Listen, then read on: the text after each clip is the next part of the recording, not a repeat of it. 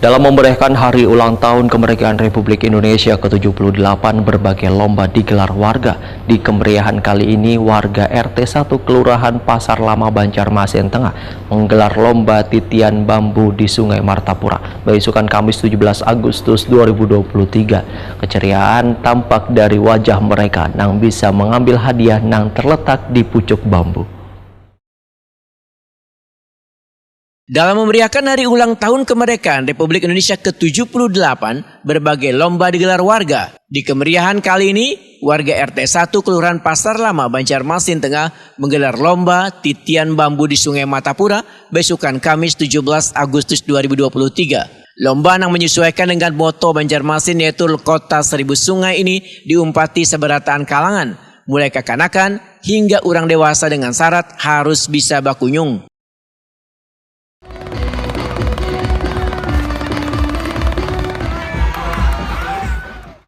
Keceriaan tampak dari wajah mereka nang bisa mengambil hadiah nang terletak di pucuk bambu.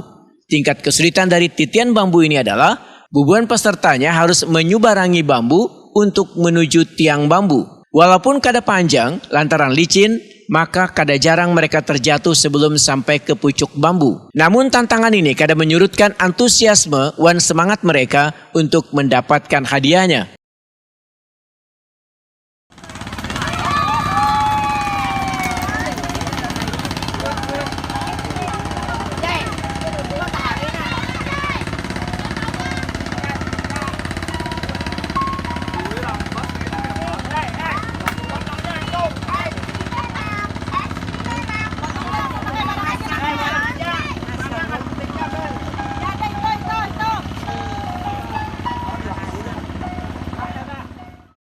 Hadiah yang dipamerkan di pucuk bambu juga bermacam-macam, mulai dari bola hingga wadah minum.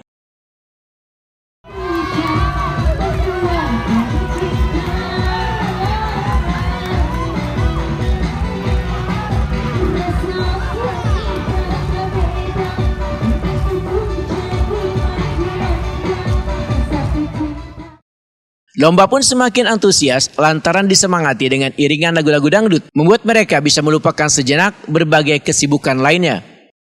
Selain titian bambu, digelar pula lomba makan kerupuk dengan mata tertutup.